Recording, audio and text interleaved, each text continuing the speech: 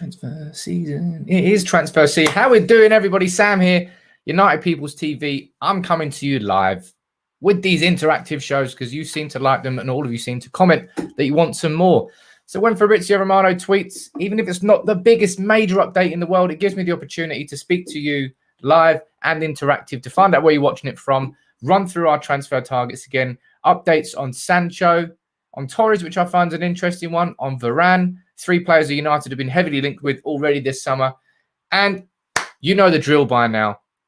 If you're new in town, make sure you let me know in the comments where around the world you're watching this from, because if you've joined in one of these live shows before, you will know that tons of people from all around the world watch it. And I always enjoy giving you shout outs as to where you're watching this from. Now, if you really want to ask me a question, make sure you fire me in a super chat as well, because there's so many comments that always come in that I really do struggle to keep on top of all the comments that are left behind.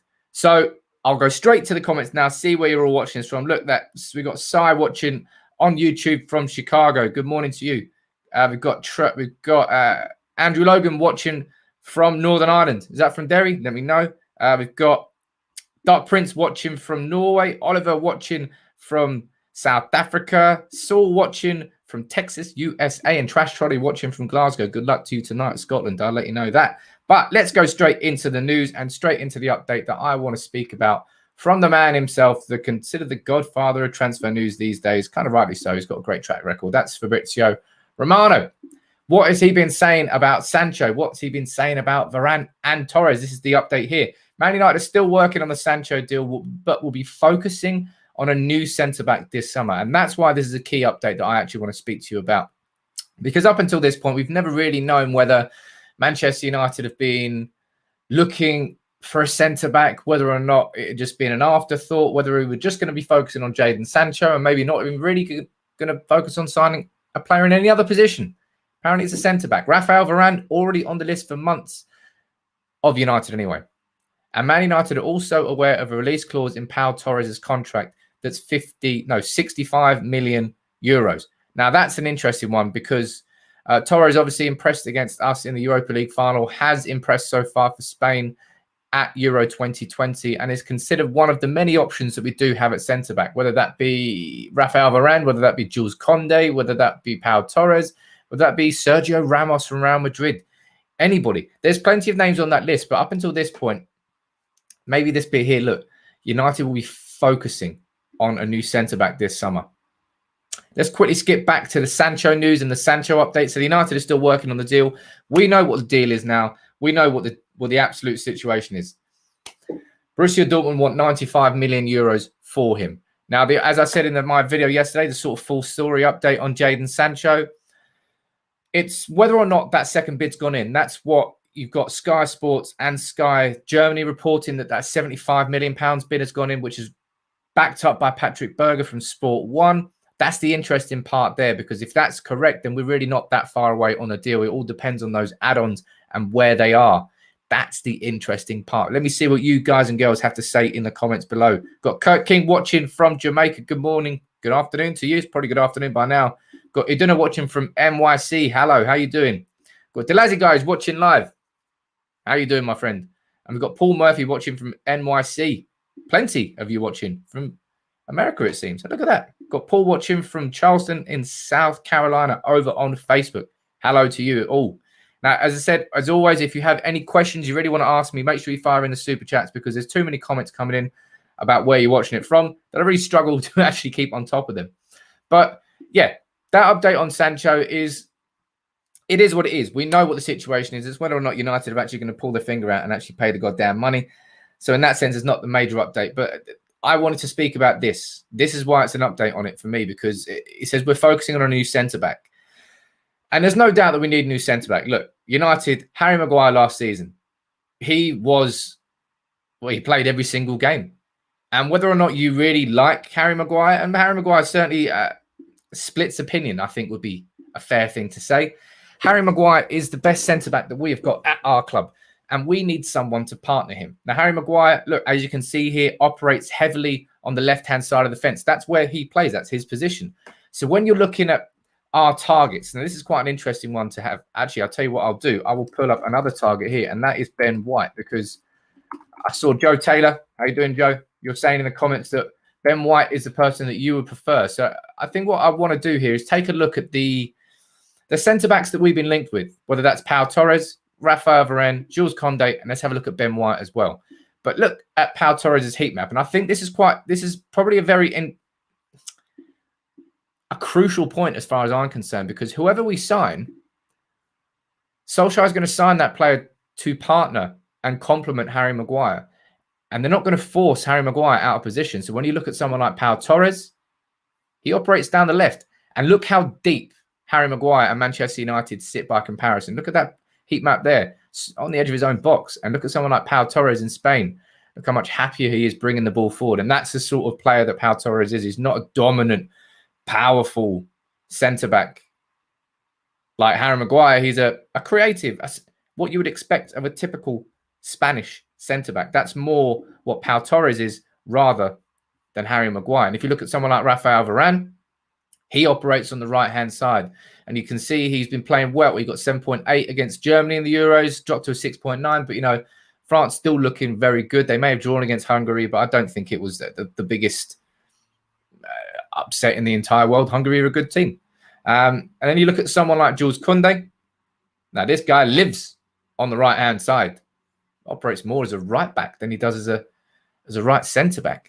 Now, he obviously hasn't been playing much at Euros. I'm not sure if he's actually played at all at Euros, because France are littered with players, littered with quality everywhere. But he is more naturally suited position-wise to Harry Maguire. Let's have a look at Ben White. Again, the right-hand side. Ben White's going to be like 50, 60 million. Arsenal will link with him. Look, they're the options there that I think, the main options. You've got Pau Torres, Raphael Varane, Jules Koundé, and Ben White. Out of those four, let me know in the comments now which one you would prefer out of those four players. Because according to Fabrizio Romano, Manchester United are focusing on a centre-back. And I'll tell you what I'm going to have to do. I'll do a video. I'll be doing some follow-up videos on this, not just live videos, do a bit more research into the players and see which one would actually suit Man United best. Maybe see if I can speak to a journalist from Villarreal or Real Madrid or Sevilla or Brighton to find out exactly about how these players play, because maybe that would really help us understand who should be the player that partners Maguire. Because if Fabrizio Romano is right, and Fabrizio Romano is correct a lot of the time, we're focusing on a centre-back. But what about Sergio Ramos? That is one that we have to look at, because, you know, whether or not you agree that Ramos is the right person for Manchester United to get, given that he's a short-term, probably going to be on big wages, he's an excellent centre-back. But there you go, straight away. He plays, well, he's operated in his career in Harry Maguire's position on the left-hand side. Let me see what all the comments are saying here.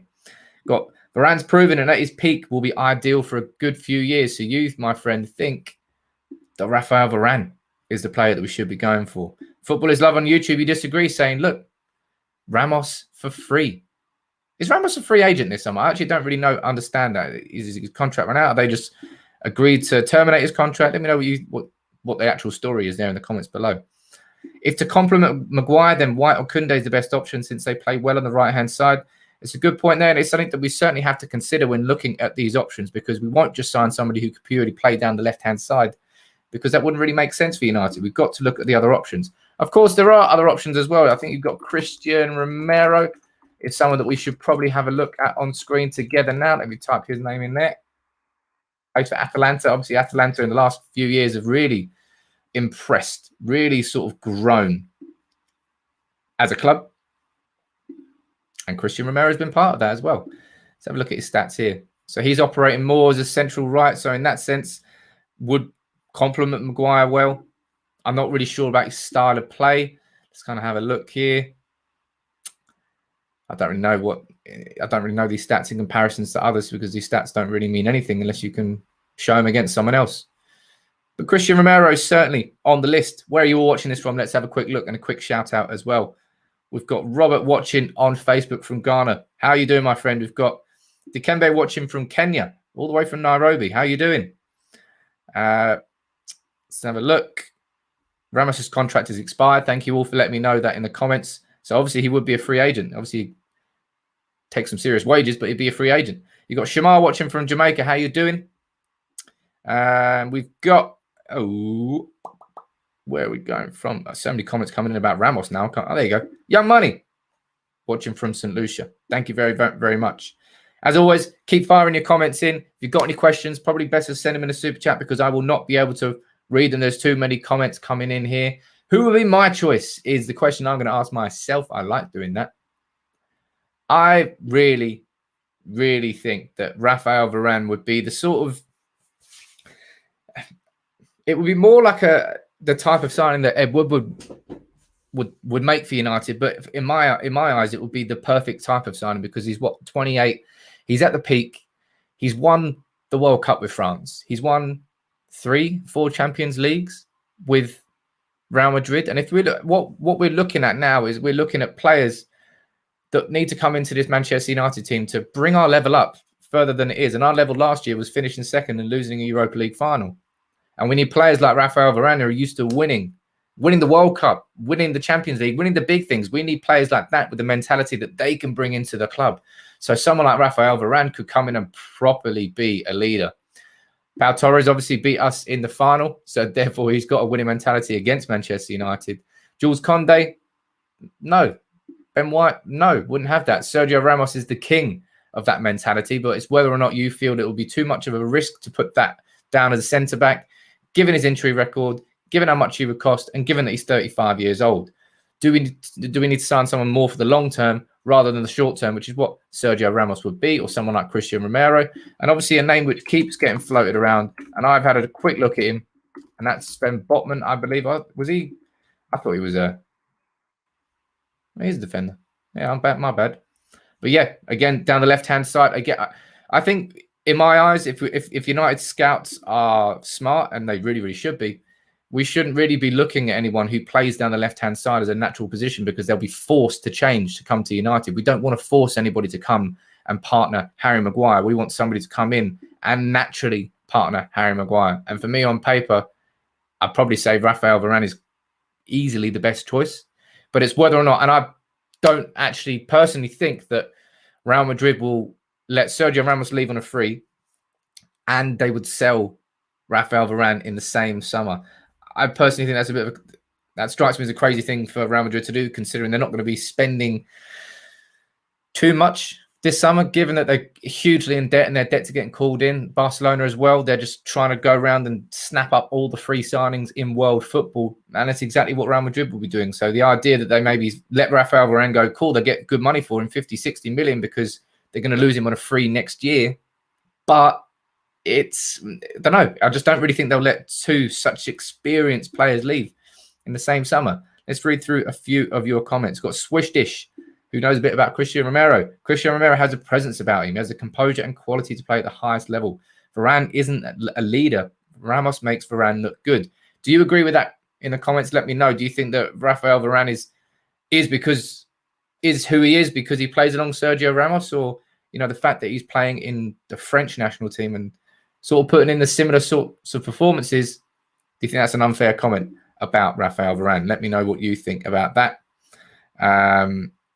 Talk about Romero, says someone else. Oh, God. We'll end up signing someone like Tyrone Mings. Maybe I'm being unfair on Tyrone Mings, but that doesn't really fill me with too much hope. He has been good for Aston Villa, but come on, please. United, you can do better than that if we're going to be signing a centre-back this summer. And someone who you all know who I want to sign. It's not a player. It's a goddamn position. And this was my immediate reaction on Twitter to that news from Fabrizio Romano. Sancho, excellent. Centre-back, Varane or Torres, necessary. But still, there is no real mention or movement for a defensive midfielder on United's list. And it genuinely blows my mind. Look, maybe it's a case of United going after Sancho and getting the Sancho deal done. And then United apparently prioritising a centre-back over central defensive midfielder. I think that's wrong. I think it should be the central defensive midfielder first and foremost, and then looking at a centre-back and a right winger. But United are doing it in a different way round. And look, a few of you commented over on Twitter. If you're all joining in now, welcome from Twitter, saying, look, it's the one area United are ignoring, and it must be seriously improved on. Thought we had scouts all over the world. Getting a proper defensive midfielder shouldn't be that hard. And that's the thing that strikes me as a bit mad, because it really shouldn't be that hard for United to see how important it is for us to sign a defensive midfielder. You've got Scott McTominay, who's not a really defensive midfielder, more of a box-to-box player. Fred, same, more of a box-to-box player than a defensive midfielder. Matic, who's 145 years old, so you just can't rely on him playing anymore. Van der Beek, he can operate deeper, but he doesn't, and he won't ever hold that position for United. Don't know. I find it still blows my mind. It really, really does. Loads and loads of your comments coming in now. We've got Terence there saying Zakaria is so good, though. He's one of the players who obviously would love to see, who we would all love to see come into United. You can see Leicester signing Sumer when they've already got Ndidi. There's clubs all around us in the Premier League who are just doing the thing, who are getting the players that they need to do, but United really are not doing much. Got Mo over on YouTube. How are you doing, Mo? You're saying Koundé is the best option. Torres' weakness is his aerial ability. Wouldn't be an improvement on Lindelof. Koundé is strong, fast, and would suit Maguire. Varane isn't as good as people think. So that's that Mo, obviously, they're coming over and basically not the first person to say that maybe Varane is a little bit overrated. I don't know whether that's unfair or not. Got Monte here coming in with a super chat. Thank you very much, Monte. And do I think we need a central defensive midfielder? I think, my friend, I may well have just answered that question for you. And I've said it before, and I will say it again, that I do not think that Manchester United can genuinely contend for the Premier League or the Champions League next year without signing a defensive midfielder. It's just such a gaping hole in the balance of our squad. And everybody talks about balance. And it is. It's where our midfield is hugely imbalanced. We've got players like Pogba and Bruno, world-class, sort of more attack-minded midfielders. Sure, they can operate in a central role, but they're more gifted and more natural when they've got the ball at the feet and they're going forward.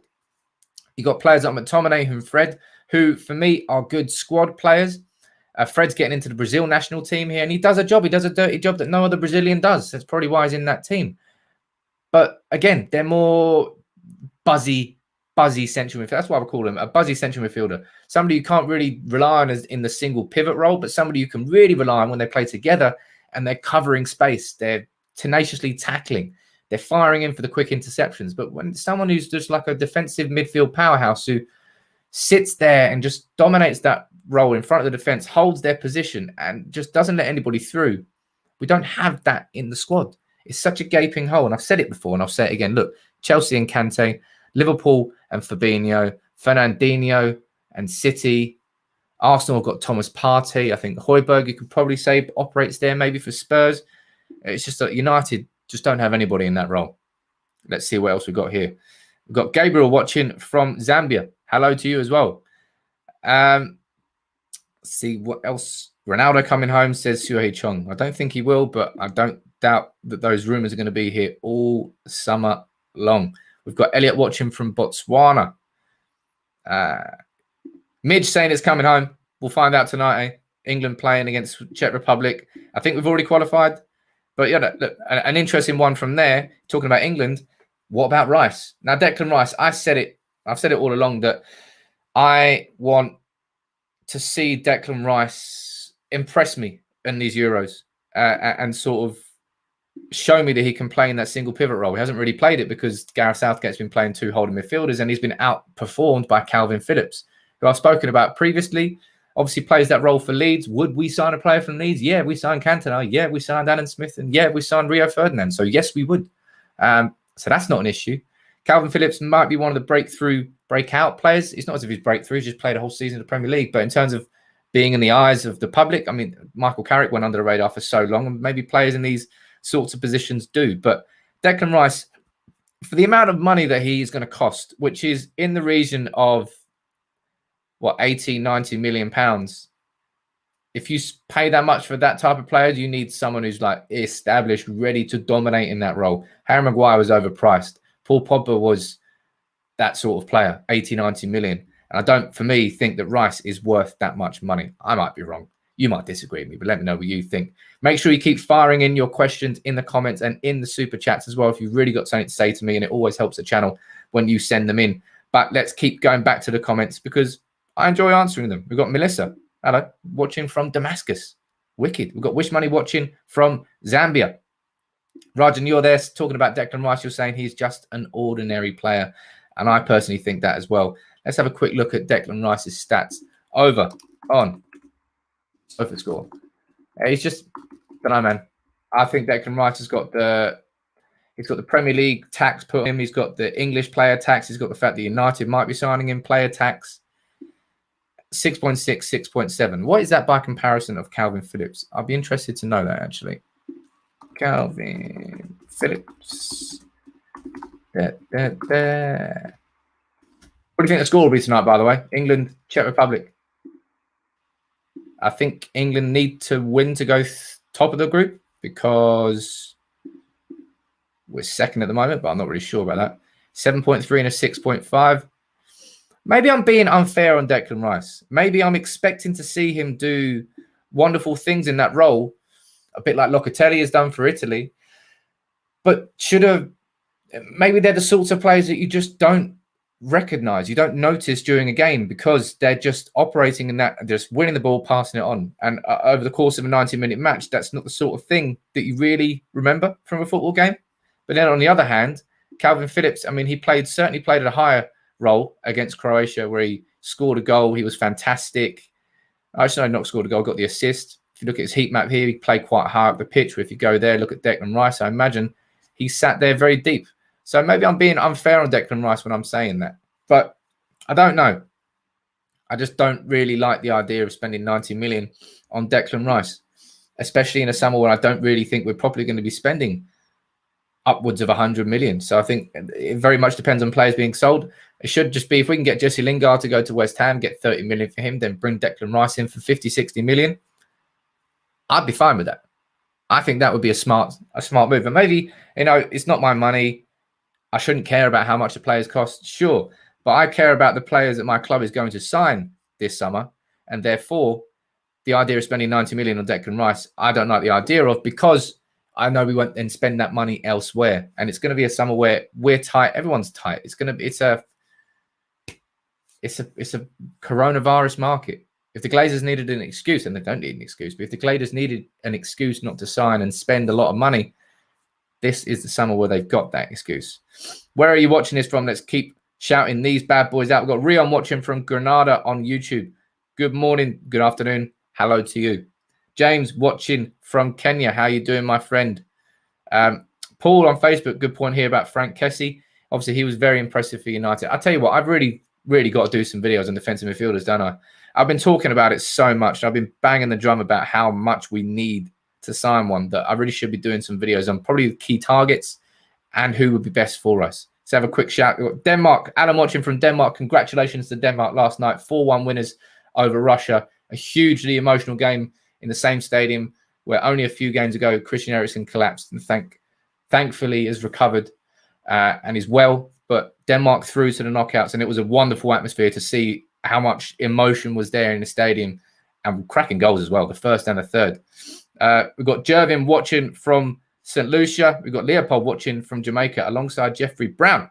We've got Laxon watching from South Africa, and we've got Marley watching from Antigua. It's wicked, honestly, man. I really should. I keep saying this. I should put a pin in the map and see where everybody's watching it from. We've got Young watching from school. It's better than a lesson, isn't it? It's definitely better than a lesson. And maybe you're learning something. Maybe not. But as always, keep sending your comments in and fire me in any questions in super chats that you'd like me to answer. But I'll quickly run through what the main purpose of the video was for today. And that is all about Fabrizio Romano's update.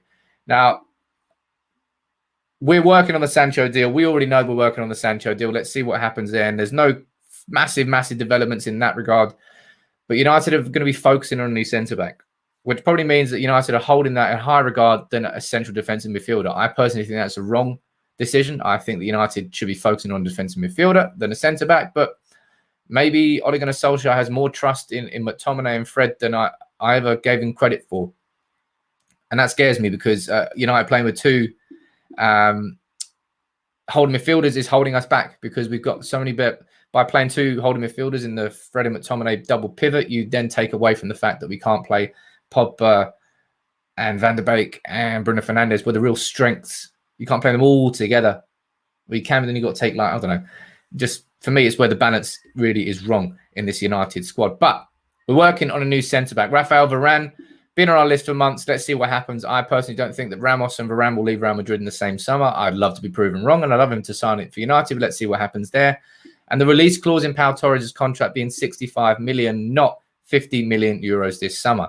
Maybe that will put United off, but as has been said in the comments below, and as you can see by taking a look at his heat map over on SofaScore, you can see how aggressive he is as a defender. He's used to playing a high position. He's used to having possession of the ball. He's used to dominating the games in that regard. And it's a very different thing. And when you're at United and you need to play on the left-hand side where Harry Maguire is, maybe Pau Torres wouldn't be the smartest of signings because he's used to operating on that side too.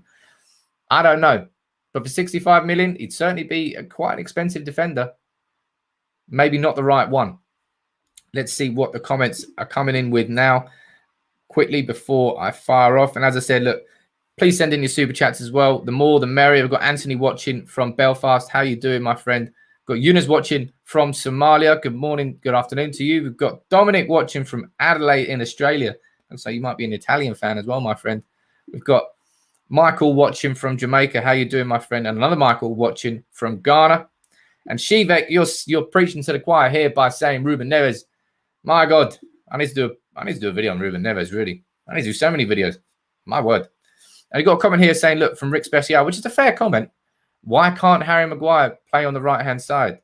You know, he could play on the right-hand side, but why are you going to sign a centre? Why are you going to spend money on signing a centre-back to force the other centre-back out of position? That would be poor scouting. What you need is you sign a centre-back who's going to complement Harry Maguire.